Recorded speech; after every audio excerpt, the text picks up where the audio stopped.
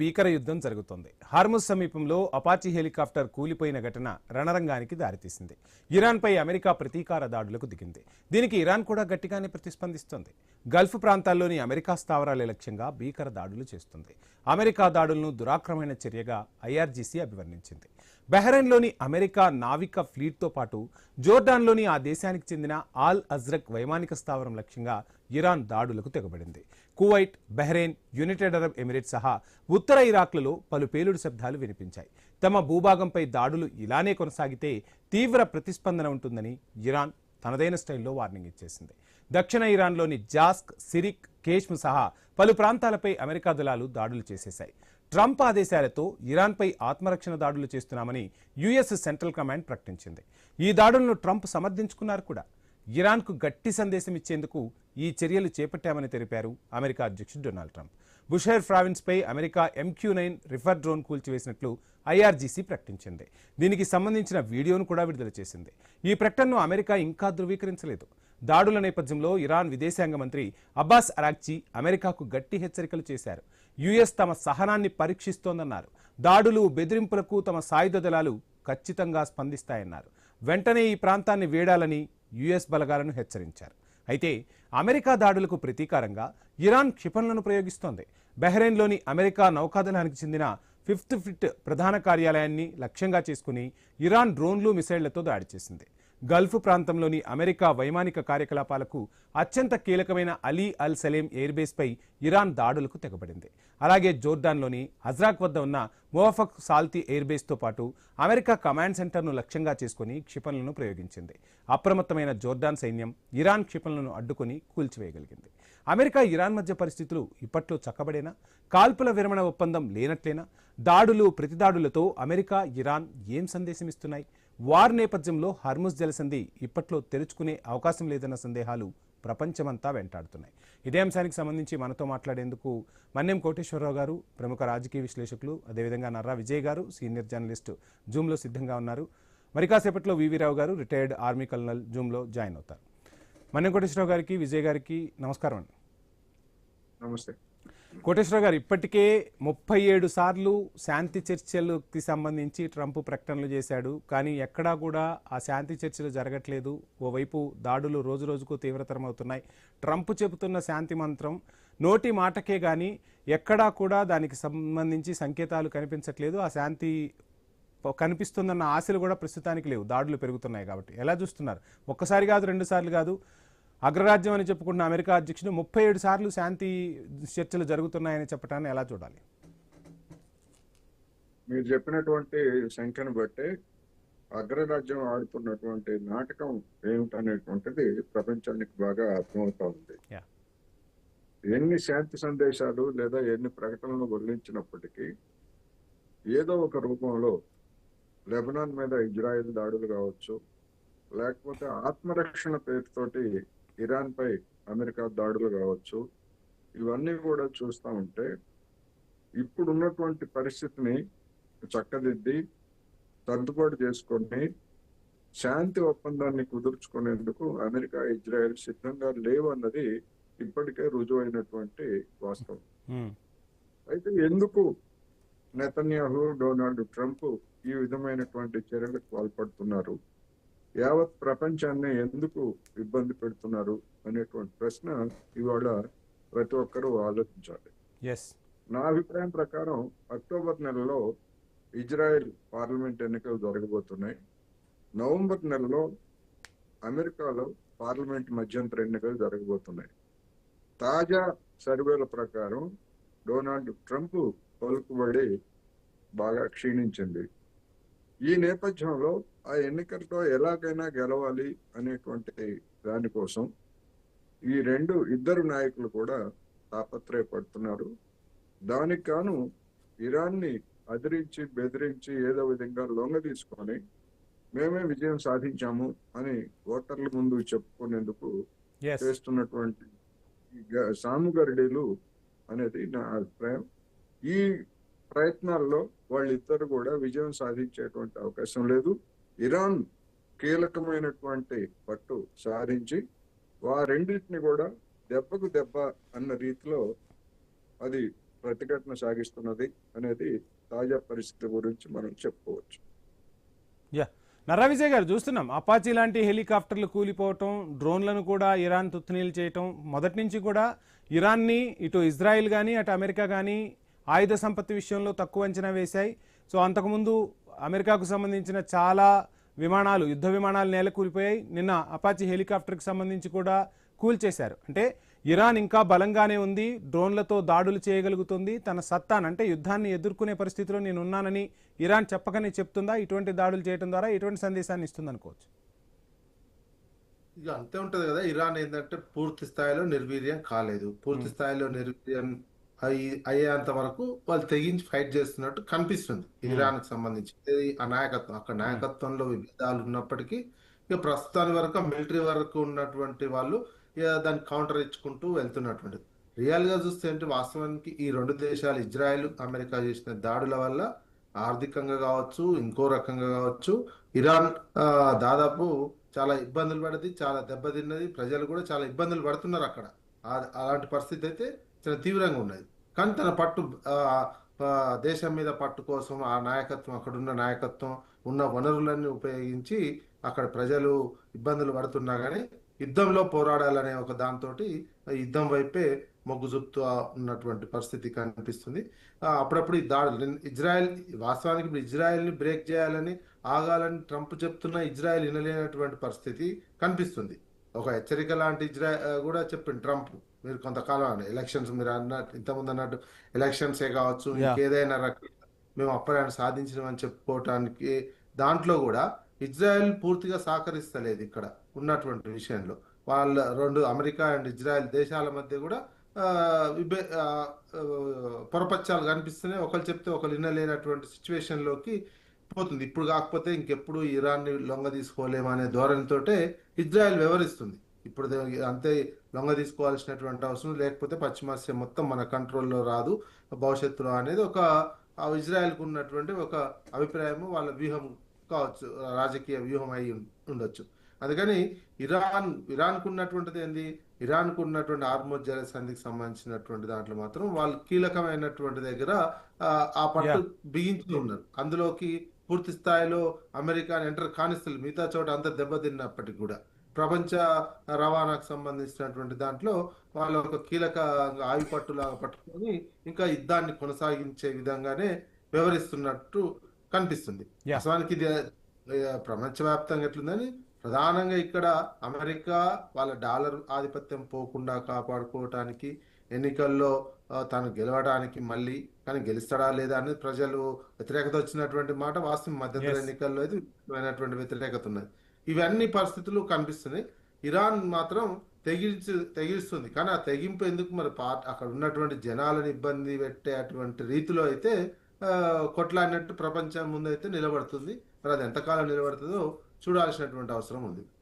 కోటేశ్వర గారు, ఇక్కడ రెండు అంశాలు మనం మాట్లాడుకోవాలంటే, ఒకటి ఇరాన్ అటు జోర్డాన్ పైన, కువైట్ పైన దాడులు చేస్తూ ఉంది. మరొక అంశం చూస్తే కోటేశ్వర గారు, నా వాయిస్ రీచ్ అవుతుంది? యా, ఒకవైపు అమెరికా స్థావరాలపై దాడులు చేస్తుంది, కువైట్లోను బహ్రెయిన్లోనూ ఉన్న స్థావరాలపై, జోర్డాన్లోనూ ఉన్న స్థావరాలపై దాడులు చేస్తుంది. మరోవైపు ఇద్దరు నేతలు కూడా మీరు అన్నట్టుగా ఎలక్షన్ ఎదుర్కోవాల్సి ఉంది. ఎలక్షన్లో ఇదే అస్త్రం ప్లస్సా మైనస్సా అనేది తేలుస్తుందా అంటే ప్రపంచవ్యాప్తంగా పెద్ద ఎత్తున నిరసనలు వ్యక్తమవుతున్నాయి. ఇక నెతన్యాహు అయితే అసలు ట్రంప్ మాట వినిపించుకోవట్లేదన్న టాక్ వినిపిస్తుంది. కానీ ట్రంప్కు తెలియకుండానే నెతన్యాహు దాడులు చేస్తున్నాడా? ట్రంప్ రెచ్చగొట్టి, అంటే ఒకవైపు అమెరికా వ్యూహం మనకు ఎప్పుడు తెలుసు, నోటితో నవ్వుతూ ఉంటారు, నొసటితో వెక్కిరిస్తూ ఉంటారు. అదే విధమైన వ్యూహాన్ని ఇరాన్పై ఇప్పుడు చేయబోతుందా అమెరికా, అంటే నెతన్యాహుని అడ్డుగా పెట్టుకొని? ట్రంప్ నెతన్యాహు మధ్య ఏదో తేడా ఉంది, రెండు దేశాల మధ్య విభేదాలు అనేటువంటిది మీడియాలో కట్టుకథలు తప్ప నిజానికి అది వాస్తవం. కొద్ది రోజుల క్రితం ట్రంప్ మీద నెతన్యాహు కేకలు వేశాడు అని చెప్పేసి వార్తలు రాశారు. తాజాగా ట్రంపే నెతన్యాహు మీద నువ్వు పిచ్చోడివి, నువ్వు చేస్తున్న పని అని చెప్పేసి చివరికి నువ్వు ఒంటరిగా మిగిలిపోతావని కూడా అన్నాడు. ఇదంతా కూడా నాటకం, ఇదంతా నాటకం. అమెరికాకి ఇప్పుడు శివుడి ఆజ్ఞ లేనిదే చీమైనా కుట్టదు అన్నట్టుగా అమెరికా ఆడిస్తున్నటువంటి ఒక నాటకం. అమెరికా కనుక ఇజ్రాయెల్ తో మాకేం సంబంధం లేదు, అని చెప్పేసి ఒక్క మాట అనుమానండి. హ్మ్. 48 గంటల్లో మధ్యప్రాచ్యం, పశ్చిమాసియా ప్రాంతంలో జరిగే పరిణామాలు ఎట్లా ఉంటాయో అర్థం చేసుకోవచ్చు. అందుకని అమెరికా పెద్ద గేమ్ ఆడుతా ఉంది. ఇరాన్ ఇజ్రాయెల్ ని ఒక శిఖండి లాగా లేకపోతే ఒక తొత్తులాగా పెట్టుకొని చేస్తున్నటువంటి గేమ్ ఇది. ఆ గేమ్ లో వాళ్ళకి నష్టమే తప్ప మరొకటి జరగదనేది కూడా మనం గమనించాలి. ఓకే, ఇరాన్ విషయానికి వస్తే దానికి కొత్తగా పోయేదేమీ లేదు. హ్మ్. విజయమో వేరు స్వర్గమో అన్నట్టుగా ఎస్. అది ఒక ఆత్మరక్షణ లేకపోతే దేశభక్తి, అమెరికాకి లొంగిపోవడమా లేకపోతే ఏం చేయాలనేటువంటి ఇది వాళ్ళకు వచ్చినటువంటి పరీక్షలు తెగించి పోరాడుతున్నారు. వాళ్ళు గెలుస్తారని, ఇరాన్ గెలుస్తుంది లేకపోతే అని ఎవరు చెప్పట్లేదు. యా. అమెరికా ఓడిపోతుందా గెలుస్తుందా అనేటువంటిది ఇప్పుడు చర్చ తప్ప అవును. ఇరాన్ గెలుపు గురించి ఎవరు మాట్లాడట్లేదు. ఎందుకంటే దానికి గెలిచేంత శక్తి లేదు. కానీ అమెరికా అంతటి మహత్తర శక్తిగా ఉన్నటువంటి, అంటే ఆయుధాలతో మహత్తర శక్తిగా ఉన్నటువంటి అమెరికా కూడా గిజగిజలాడిపోతా ఉందంటే దాని యొక్క బలహీనత ఏమిటనే దాన్ని ఇరాన్ పట్టుకుంది. ఆ పట్టుకున్న దాన్ని పట్టు బిగిస్తున్నది. ఇప్పుడు జరుగుతున్నటువంటి పరిణామం అదే. యా. ఆ పట్టు బిగించడం వెనకాల రష్యా, చైనా అందిస్తున్నటువంటి ఉపగ్రహ సమాచారము లేకపోతే ఇతరత్ర సమాచారాలు ఇరాన్ కి అవి పనికొస్తున్నాయి. అందుకని టార్గెట్ చేసి లక్ష్యాన్ని గురి తప్పకుండా కొట్టగలుగుతా ఉంది అని అంటే కారణం ఇదే. అండ్ దీన్ని తక్కువ మనం ఖర్చుతో, అర్థం చేసుకోవాలనేది తక్కువ ఖర్చుతో ఎక్కువ విధ్వంసం. చేస్తాం. యా. నర్రా విజయ్ గారు, అంటే రకరకాల అంశాలు ఈ యుద్ధానికి సంబంధించి కనపడుతున్న హర్ముజ్ జలసంధి చుట్టూ రాజకీయం తిరుగుతుంది, చమురు సంక్షోభం ఏర్పడుతుంది, ప్రపంచ దేశాలన్నీ కూడా ఇబ్బందులు ఎదుర్కొంటున్నాయన్న టాక్ కనిపిస్తుంది. సో ఏంటి ఇంకా ఎక్స్టెండ్ అయితే ఎటువంటి పరిణామాలు ఉండబోతున్నాయనుకోవచ్చు, ఏం జరుగుతుంది అనుకోవచ్చు. కానీ కొద్దిసేపటి క్రితం మనం ఒక నివేదిక చూస్తే, ఫించ్ అని ఒక నివేదిక చూస్తే జూలై ఎండింగ్ కల్లా హార్ముజ్ క్లియర్ అవుతుందని ఒక అంతర్జాతీయ మీడియా కథనాలు, సర్వేలు వెలువడుతున్నాయి. ఎలా చూడొచ్చు అంటారు? ఉంటది. ఎంతకాలం ఉండదు, సమస్య పరిష్కారం అవుతుంది. అవ్వకుంటే ఏమి ఉండదు. అది విద్వాంసం దారుణ, చర్చల దారుణ ఏదో రకంగా అయితే సమస్య పరిష్కారం అవుతుంది. కాకపోతే ఇప్పుడు ఇంకా మీరు ప్రపంచవ్యాప్తంగా సంక్షోభం అనే విషయం అయితే ప్రపంచ దేశాలు ఏమో కానీ భారతదేశంలో మోడీకి సంబంధించినటువంటి వాళ్ళు చెప్తూ బతుకుతున్నారు తప్ప ఒక మొత్తం సంక్షోభం అయిపోయి ఆగమయ్యేటువంటి సిచ్యువేషన్ లేదు. సేమ్ చైనా ఫేస్ చేస్తలేదు కదా ఈ ప్రాబ్లం అయితే. దాన్ని ఏదో మళ్ళా భారతదేశంలో మోడీ చెప్తున్నది ఒక్క నౌక కూడా మనది ఆగకుండా వచ్చింది ఇంతవరకు అని చెప్తుంది. చైనా ఒక రైలు మార్గాన్ని నిర్మించేసింది సార్. నిర్మించింది. మోడీ చెప్తున్నది ఏంటంటే ఇక్కడ కేంద్ర ప్రభుత్వము అక్కడి నుంచి వచ్చే గ్యాస్ కావచ్చు, పెట్రోల్ కావచ్చు, క్రూడ్ ఆయిల్ కావచ్చు, ఒక్క నౌక కూడా మనది నిన్న భారతీయులు ప్రయాణిస్తున్న నౌకపై దాడి కూడా జరిగింది. అది అమెరికా చేసింది. అమెరికా కనీసం ఖండించి అమెరికాని విమర్శించేటువంటి స్థాయి కూడా మన గవర్నమెంట్ చేయలేకపోతుంది అనుకో, అది వేరే అంశం అయినప్పటికీ ఇరాన్ విషయంలో ఇరాన్ చేస్తున్నటువంటిది కూడా కొంచెం మూర్ఖత్వంగానే కనిపిస్తున్నటువంటిది. వాళ్ళు ఏంటంటే అక్కడ నాయకత్వము, అక్కడ అది కూడా ఒక మతమౌఢ్యంతో ఉన్నటువంటి ఇరానే. మతమౌఢ్యంతో ఉండి ప్రజలను ఇబ్బంది పెడుతున్నారు అక్కడ. అని కోట్ల మంది ప్రజలను ఇబ్బంది పెట్టే అధికారం అక్కడ నాయకత్వానికి కూడా లేదు. వాళ్ళ ఇగో సాటిస్ఫాక్షన్, మేము అది ఆత్మరక్షణ అనే దానికంటే కూడా, ఆత్మగౌరవం అనే దానికంటే కూడా వాళ్ళ నాయకత్వాన్ని ఆ దేశం మీద మా ఆధిపత్యం నిరూపించుకోవడం కోసం చేస్తున్నటువంటిదే తప్ప కొన్ని దిగాల్సినటువంటి అవసరం ఉంటుంది, రాజీ పడాల్సినటువంటి అవసరం ఉంటుంది. ఎట్టి పరిస్థితుల్లో సరే అమెరికా ఎక్కడ చేసినా గెలుస్తుందా ఓడుతుందా అనేది, అమెరికా డబ్బున్న కంట్రీ, ఒక ప్రపంచ దేశాలన్నీ యాక్సెప్ట్ చేసినటువంటి కంట్రీగా ఉన్నాయి. ఇక్కడ ఉన్నటువంటి ప్రజలు, ఇరాన్లో మామూలు ప్రజలు, పెద్ద తరగతి పేదలు, వీళ్ళందరూ పోతున్నారు కదా, వాళ్ళ జీతాలన్నీ ఆగమైపోతున్నటువంటి సిచ్యువేషన్. అమెరికాకి ఏం కాదు, ఈ నుంచి అమెరికాని యుద్ధం చేసి ఒక్క పౌరుడు కూడా చావాడు. అమెరికా యుద్ధంలో ఉన్న సైనికులు కొంతమంది ఇబ్బంది పడతారేమో, వాళ్ళ ఆస్తి నష్టం జరుగుతుందేమో, కానీ ఇరాన్లో ఆస్తి నష్టం, ప్రజల నష్టం, మొత్తం ఆ దేశం సర్వనాశం. ముఖ్యంగా ప్రజలు, అక్కడ ఉన్నటువంటి ఇప్పుడున్న నాయకులు కొమోని వాళ్ళకు కూడా ఏం కాదు, చనిపోయిన వాళ్ళు చనిపోయారు, కానీ నాయకత్వంలో వాళ్ళకి ఏం కాదు, వాళ్ళు బతుకున్న మంచి లైఫే లీడ్ చేస్తారు. అక్కడ కరువు, ఇరాన్లో చాలా కరువు పరిస్థితులు నెలకొన్నాయి. చాలా పేదరిక ప్రజలు రోజంత దారిద్ర్యంలోకి వెళ్ళిపోతున్నటువంటి సిచ్యువేషన్. ఆ దారిద్ర్యం మీద, వాళ్ళ కష్టాల మీద, వాళ్ళ రక్తం మీద, వాళ్ళ ఉన్నటువంటి నాయకత్వం మేము గెలుపో ఓటమో అనే విషయం అది వీర స్వర్గం అనే విధంగా చూడాల్సినటువంటి అవసరం లేదు, అంతమంది ప్రాణాలను పణంగా పెట్టి. అంటే అమెరికాకు చేతులెత్తేయాలంటారా? ఉన్న ప్రస్తుత పరిస్థితుల్లో ప్రతిఘటించడమే ఇరాన్ కు కనిపిస్తున్న మార్గం కదా. ప్రతిఘటించారు, అమెరికాకు ఇజ్రాయెల్ కు మీ శక్తి ఏందో చూపించారు, ప్రపంచానికి కూడా తెలిసిపోయింది. ఇక తెలిసిపోయిన తర్వాత కూడా మొండిగానే పోతున్నటువంటి అమెరికాకు అండ్ ఇరాన్ ప్రభుత్వాధినేతలు కూడా ఒక మాట చెప్తున్నారు మొదటి నుంచి, ఈ యుద్ధాన్ని మేము కోరుకోలేదు, ఈ యుద్ధాన్ని మేము మొదలు పెట్టలేదు, ఈ యుద్ధాన్ని మేము ముగించలేము, మా చేతుల్లో ఏమీ లేదు, ఎవరైతే మొదలు పెట్టారో వాళ్లే ముగించాలని కూడా చెప్తున్నారు. అవన్నీ చెప్పుకోవడానికి సూత్రాలు అవి బాగానే ఉంటాయి. వాళ్ళకి ఇబ్బంది పడేది ఎవరు? అక్కడ ప్రజానీకం. వాళ్ళకి కూడా నాయకత్వానికి ఏమొద్దు, ఒకసారి బాంబు వేస్తే వాళ్ళు పోయినటువంటి ఉన్నారు తప్ప వాళ్ళ నాయకత్వం కూడా ఎంజాయ్ చేస్తూనే ఉంటారు. వాళ్ళకి ఏ సౌకర్యాలలో ఇబ్బందులు ఉండవు. ఆ సౌకర్యాలలో నాయకులు ఫ్లైట్లలో వచ్చి ఇస్లామాబాద్ వచ్చి చర్చలు జరుపుతారు, ఫ్లైట్లలో పోతారు, ఇవన్నీ ఉంటున్నాయి. ప్రజలు కదా అక్కడ ప్రజానీకం. ఒకసారి యుద్ధం ఆగితే ఏంటంటే ఆ దేశంలో కూడా తిరుగుబాటు వస్తుంది ప్రజల్లో, నాయకత్వంలో. ఆ యుద్ధం సాకుతోటి ఇరాన్ కూడా నెట్టుకుంటూ వస్తుంది ఐక్యత. యుద్ధం ఉన్నప్పుడు ఏ దేశంలో అయినా యుద్ధం ఉన్నప్పుడు ప్రజలు కావచ్చు, అక్కడ ఉన్న ప్రతిపక్షాలు కావచ్చు, ప్రభుత్వానికి సపోర్ట్ చేస్తూ వస్తుంటాయి. అది కొనసాగాలని అక్కడ నాయకత్వం కూడా అనుకుంటారు, వాళ్ళ ఆధిపత్యం ఉండాలి, ఇది ఇంకా కొంతకాలం ఇట్లనే ఉంటేనే మాకు ఇరాన్ మీద ఇంటర్నల్ గా మొత్తం అది ఉంటది అనేది కూడా ఇరాన్ లో ఉన్నటువంటి నాయకుల మధ్యలో కొట్లాటలు రాకుండా ఉండడానికి కూడా ఇది కొనసాగి అప్పుడప్పుడు బాంబులు వేస్తూ ఇంకా మనకు భయం ఉన్న అమెరికా ఇజ్రాయెల్ నుంచి మనకు ప్రమాదం ఉన్నది. ఇక్కడ గనక మోడీ గనక చెప్తున్నాడు పాకిస్తాన్ దీన్ని చూపించినట్టు చేస్తున్నట్టే పరిస్థితి ఉన్నది, అట్లాంటి పరిస్థితి ఉన్నది. కోటేశ్వర గారు, పాకిస్తాన్ని మధ్యవర్తిగా పెట్టినప్పుడే ప్రపంచ దేశాలన్నీ కూడా ఈ చర్చలు సఫలీకృతం కావు అనుకున్నారు. ఆ విధంగానే సంకేతాలు కనిపిస్తున్నాయి. నిన్నగాక మొన్న పాకిస్తాన్కు సంబంధించిన ఒక మంత్రి అనుచరులో మంత్రో మొత్తంగా ఇరాన్ వెళ్ళారు, అక్కడ ఏదో మాట్లాడే ప్రయత్నం చేస్తున్నారు అన్న టాక్ వినిపించింది. ఇంతకుముందు మనం మాట్లాడుకున్నట్టుగా 37 సార్లు శాంతి వచనాలు పలికిన ట్రంప్ వల్లే కాలేదు, ఈ పాకిస్తాన్ని ఒక బూచిగా చూపిస్తూ ఉన్నారు. కానీ చేయాల్సిందంతా చేస్తూ ఉన్నారు. రెండు, అటు ఇరాన్ కానీ అటు అమెరికా కానీ ఎన్నికలను ఎదుర్కోబోతున్నాయి. ఈ ఎన్నికలకు ఒక యుద్ధాన్ని సాకుగా చూపించుకోవాల్సిన పరిస్థితులు కనిపిస్తూ ఉన్నాయి. సో ఏంటి అసలు పాకిస్తాన్ని పక్కకు పెట్టి నిజంగా ఈ యుద్ధాన్ని ఆపాలి అంటే ఏ దేశాలు ప్రాతినిధ్యం వహిస్తే యుద్ధానికి తెరపడుతుంది?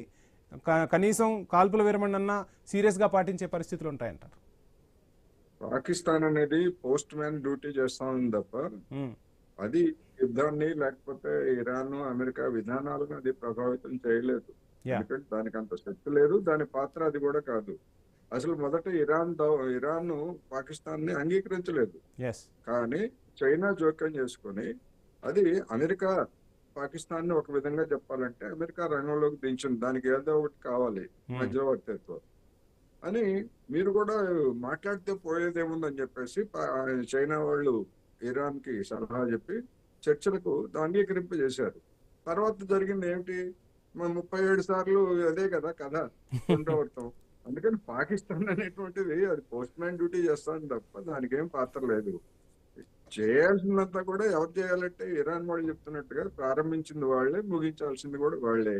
అమెరికాయే ముగించాలి. అమెరికా ముగించాలంటే ఇప్పుడు ఏం చెప్తుంది? అమెరికా దాడులు చేసిన ఆత్మరక్షణ కోసం.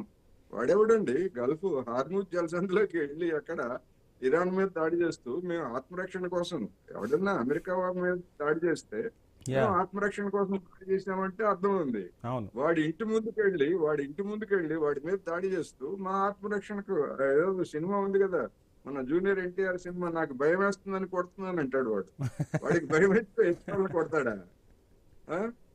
అంత హాస్యాస్పదంగా ఉంది. మరి దాన్ని కొంతమంది ఎట్లా సమర్థిస్తున్నారో నాకైతే అర్థం కావట్లేదు.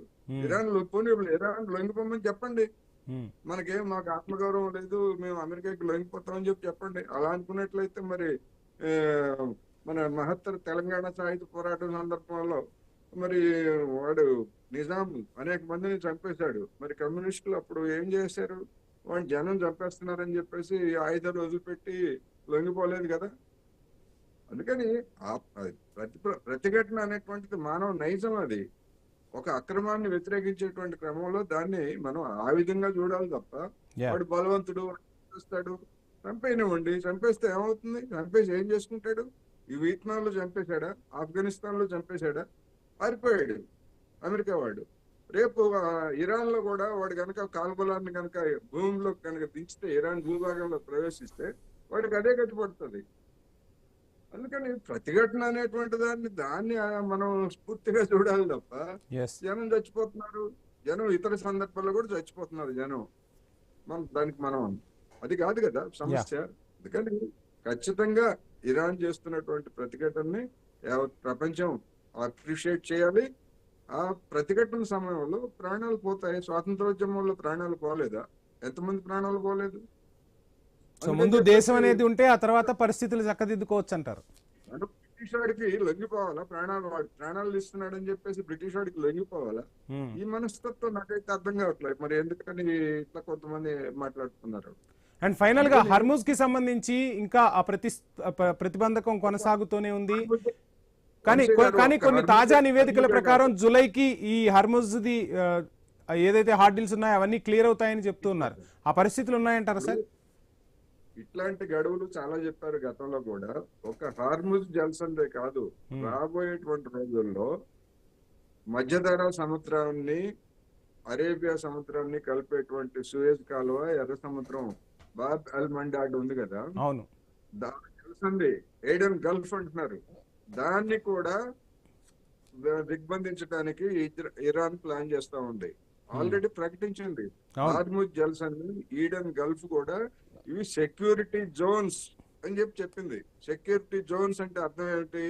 హార్ముజ్ జలసంధి మాదిరే ఏడెన్ గల్ఫ్, ఎమెన్ గల్ఫ్ అంటారు, ఏడెన్ గల్ఫ్ అంటారు, దాన్ని కూడా మేము దిగ్బంధిస్తాము, అప్పుడే అమెరికా దిగొస్తుంది అనేటువంటి ప్లాన్ తో అది ఉన్నది. అమెరికా కనుక ఇలాంటి పిచ్చి పనులు ఇంకా కొనసాగిస్తూ ఉండేట్లయితే అది కూడా అవుతుంది. అది అయితే ఇంకా నష్టం ప్రపంచానికి, అటు ఐరోపాకి నష్టం. ఎందుకంటే ఆ జలసంధి ద్వారా లేకపోతే ఆ సూయజ్ కాలువ ద్వారా ఐరోపాకి ఉత్పత్తులు చమురు కావచ్చు, ఇవన్నీ కూడా జరుగుతున్నాయి. దాన్ని కూడా నిలిపేస్తే అప్పుడు ప్రపంచ సంక్షోభం ఇంకా ముదిరేటువంటి అవకాశం ఉంది. మరి అంత దాకా అమెరికా, ఇజ్రాయెల్. సో ఫైనల్ గా యుద్ధంలో అసలు ట్రంప్ ఇప్పటి వరకు సాధించింది ఏంటి, ఇకపై సాధించబోయేది ఏంటి సార్? ఇప్పటి వరకు సాధించింది ఏమి లేదు, ఇక ముందు సాధించేది కూడా లేదు. అది స్పష్టం. ఇప్పటికే సాధించేది ఏమీ లేదు. పరాభవం ఒప్పుకొని ఇప్పుడు ఆఫ్ఘనిస్తాన్ లో పారిపోయాడు కదా, తాలిబాన్లతో ఒప్పందం చేసుకొని, మమ్మల్ని ఆయుధాలు, మా వాహనాలు అన్ని మీకు ఇచ్చేస్తాం, మమ్మల్ని ప్రాణాలతో పానివ్వండి అని చెప్పేసి ఒప్పందం చేసుకున్నాడు కదా. వియత్నాంలో కూడా అదే జరిగింది. ఇప్పుడు దుష్ప్రచారానికి పాల్పడితే ఇరాన్ లో కూడా అదే జరుగుతుంది. అందుకని ఏ రూపంలో చూసినప్పటికీ ఇప్పటికీ ఇరాన్, అమెరికా లేదా ఇజ్రాయెల్ కి ఎలాంటి మరొక దారి లేదనేది నేను చివరిగా చెప్పదలుచుకున్నాను. Yeah right. విజయ్ గారు ఫైనల్ గా ఏం చెప్తారంటే, యుద్ధం ఆగాలని అందరం చూస్తున్నాం కానీ ఆ పరిస్థితులు కనిపించట్లా, ఏంటి ఇంకా ఎన్ని రోజులు యుద్ధం కంటిన్యూ అవ్వచ్చు అంటారు? యుద్ధం అమెరికా ప్రయోజనాలు, వ్యాపార ప్రయోజనాలు, అక్కడ వ్యాపార ప్రయోజనాలు నెరవేరే వరకు ఈ రకమైనటువంటి పరిస్థితి ఉంటుంది. ఇప్పటికే ఇరాన్ కొంత భాగం మాత్రమే ఇరాన్ ఆధ్వర్యంలో ఉన్నది ఆ హర్ముజ్. మిగతా కొన్ని పోర్టులు కూడా ఇరాన్ లో ఉన్నటువంటి పోర్టులు కూడా అమెరికా కైవసం చేసుకున్నటువంటి ఉంది. అమెరికా వియత్నాంలో అయినా ఇంకెక్కడైనా అది ఓడిపోవచ్చు, కానీ ప్రపంచ అగ్రదేశంగానే ఉంటుంది. వాళ్ళకి అయ్యేది ఏం లేదు. కొంతమంది ప్రాణాలు, కొంత ఆస్తి నష్టమే ఎక్కువ. ఆ దేశం వియత్నాం కోలుకుందా? కానీ ఆర్థికంగా కోలుకోలేని ఊబిలోకి అమెరికా కూడా పోతుందిగా. యుద్ధానికి అనవసరంగా ఖర్చు పెట్టి అక్కడ ప్రజల్లో కూడా వ్యతిరేకత వ్యక్తమవుతుందిగా. అమెరికా ఓడిపోయిందని సాటిస్ఫాక్షన్ చెప్పుకోవడానికే తప్ప ఆ దేశం ఇప్పుడు ఆఫ్ఘనిస్తాన్ కోలుకుంటుందా? ఆఫ్ఘనిస్తాన్ కి ఏమన్నా అయిందా? ఆఫ్ఘనిస్తాన్ ఎంత ఇబ్బంది పడుతుంది? అమెరికా ఎట్లా ఉన్నది? వియత్నాం ఎట్లా ఉన్నది? అమెరికా ఎట్లా ఉంది? అదే విధంగా ఇరాక్ జరిగినప్పుడు, సద్దాం హుసేన్ మీద చేసినప్పుడు ఆ దేశం ఎట్లుంది? ఇప్పుడు అమెరికా ఎట్లుంది? అమెరికా దాదాపు 100 ఏళ్ల నుంచి అయితే వాళ్ళ ఆధిపత్యం కొనసాగుతూనే ఉంది. ఎన్ని యుద్ధాలు చేసినా, ఏం చేసినా వాళ్ళ ఆధిపత్యం కొనసాగుతూనే ఉంది. ప్రపంచ అన్ని దేశాలు 100 కోట్ల రాబందు ఒక గాలివానకు పోయినట్టు ఏదో ఒక రోజు ఆ పరిస్థితి అమెరికా కూడా వస్తుంది కదా. ఉంది, అది పరిణామ క్రమంలో జరుగుతుంది. వాళ్ళ ఆధిపత్యాన్ని ప్రపంచం యాక్సెప్ట్ చేస్తుంది, డాలర్ని యాక్సెప్ట్ చేస్తుంది. అటువంటిప్పుడు చూసి గెలవని పోరాడారు. థ్యాంక్ యూ విజయ్ గారు, థ్యాంక్ యూ కోటేశ్వర గారు. మొత్తంగా చూద్దాం, ట్రంప్ తో అయితే కటీఫ్ అంటున్నారు నెతన్యాహు, కానీ ఆ పరిస్థితులు అయితే కనిపించట్లేదు. ఇద్దరు కలిసి యుద్ధాన్ని అయితే కొనసాగిస్తున్న పరిస్థితి. మరోవైపు ఇరాన్ కూడా తాము ఎక్కడా వెనక్కు తగ్గే ప్రసక్తి లేదు, తమ సత్తా ఏంటో చూపిస్తాం, ఇప్పటికీ చూసింది ట్రైలరే, ఇక రాబోయే రోజుల్లో సినిమా చూపిస్తామంటోంది ఇరాన్. చూద్దాం ఈ యుద్ధం ఎటువంటి పరిణామాలకు దారితీస్తుంది ఏంటి అనేది. ఇది వాళ్ళ క్వశ్చన్.